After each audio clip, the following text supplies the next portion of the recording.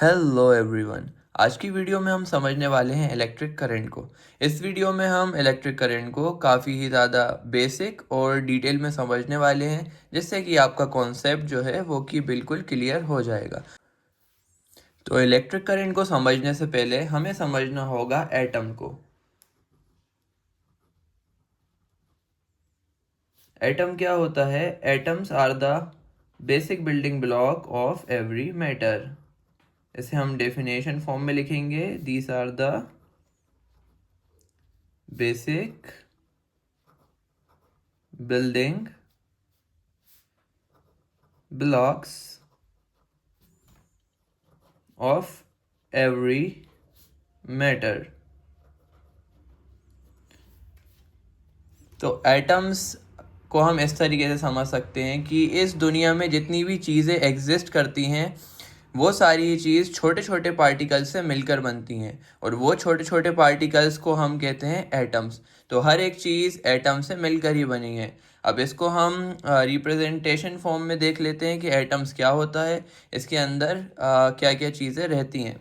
तो एटम को हम यहाँ पे ड्रॉ कर लेते हैं। तो एटम में सबसे पहले होता है न्यूक्लियस, जो कि उसका सेंटर पार्ट होता है, और इसके अराउंड शेल होते हैं। तो सेंटर पार्ट ऑफ एटम, इसको हम बोलते हैं न्यूक्लियस। अब ये जो न्यूक्लियस है, इसके अंदर होते हैं प्रोटॉन्स और neutrons, number of protons and number of neutrons. जो प्रोटॉन्स होते हैं वो होते हैं पॉजिटिव चार्ज, एंड जो न्यूट्रॉन्स होते हैं, न्यूट्रॉन्स ये होते हैं न्यूट्रल चार्ज के, इनके पास कोई भी चार्ज नहीं होता है। अब ये तो न्यूक्लियस की बात हो गई। इसके बाद जो आउटर पोर्शन है एटम का, उसमें फ्लो होते हैं, उसमें प्रेजेंट होते हैं इलेक्ट्रॉन्स। इलेक्ट्रॉन्स प्रेजेंट होते हैं, और इलेक्ट्रॉन्स के पास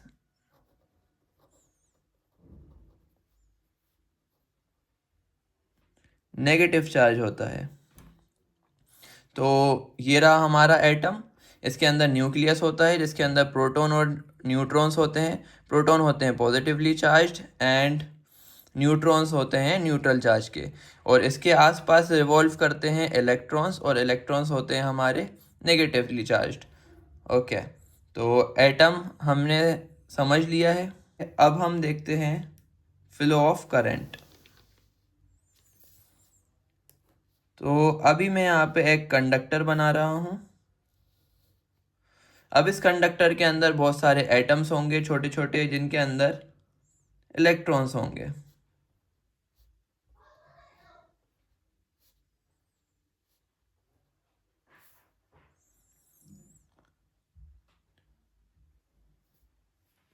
अब ये इलेक्ट्रॉन्स जो हैं वो मूव नहीं करते हैं at normal condition until we apply external pressure to them.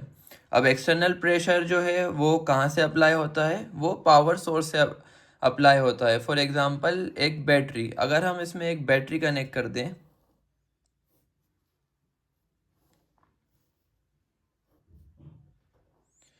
Negative positive, अब क्या होगा कि ये पोटेंशियल डिफरेंस क्रिएट करेगी ये बैटरी, जिससे कि हमारे इलेक्ट्रॉन्स जो हैं वो मूव होना शुरू कर जाएंगे। अब यहाँ पे एक बात समझिए कि जो इलेक्ट्रॉन्स हैं वो हमेशा नेगेटिव से पॉजिटिव की ओर जाते हैं, नेगेटिव से पॉजिटिव की ओर जाते हैं इलेक्ट्रॉन्स।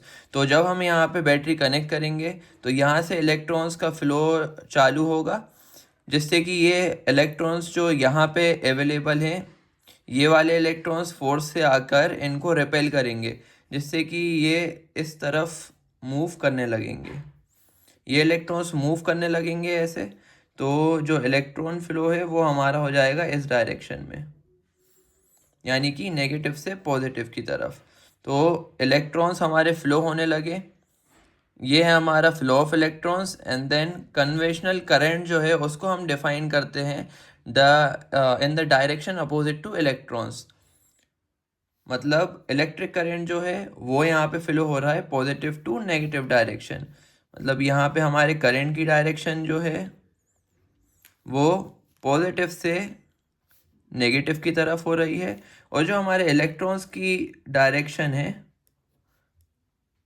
वो हमारी हो रही है नेगेटिव से पॉजिटिव की तरफ।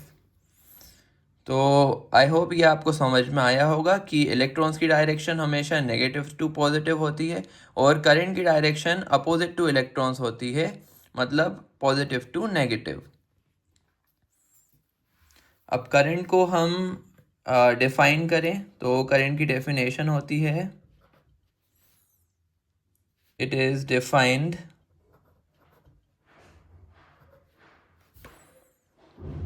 as the rate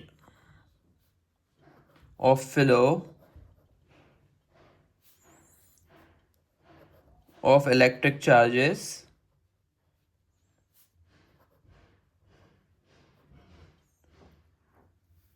through a surface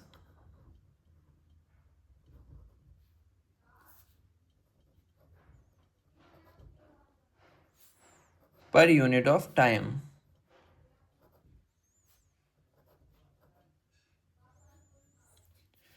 current को हम रिप्रेजेंट करते हैं I से, और मैथमेटिकल फॉर्म में हम करंट को लिखते हैं Q/T, मतलब कूलम्ब बाय सेकेंड। अब ऐसा यूनिट ऑफ इलेक्ट्रिक करंट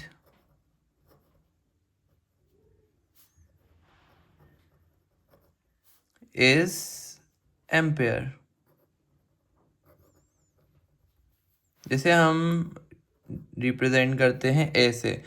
अब 1 एम्पेयर की वैल्यू क्या होती है? 1 एम्पेयर मतलब होता है 6.24 इंटू 10⁻18 इलेक्ट्रॉन्स। इसका मतलब है कि अगर हम बोल रहे हैं कि किसी कंडक्टर से 1 एम्पेयर का करंट फ्लो हो रहा है, इसका मतलब है कि उस कंडक्टर में पर सेकंड में 6.24 इंटू 10⁻18 इलेक्ट्रॉन्स पर सेकंड में फ्लो हो रहे हैं। तो ये था हमारा इलेक्ट्रिक करंट। इसको हमने बिल्कुल डिटेल से एटम से लेके करंट तक पूरा समझ लिया है। अगर हम एक रिकैप देखें तो सबसे पहले हमने समझा एटम्स को। Atoms are the basic building block of every matter, यानी कि हर एक ऑब्जेक्ट जो कि एग्जिस्ट करता है वो सारे एटम से मिलकर बनते हैं। एटम में प्रोटॉन, न्यूट्रॉन न्यूक्लियस के अंदर होते हैं। प्रोटॉन पॉजिटिवली चार्ज होता है, न्यूट्रॉन न्यूट्रल चार्ज का होता है, और न्यूक्लियस के अराउंड इलेक्ट्रॉन्स रिवॉल्व करते हैं।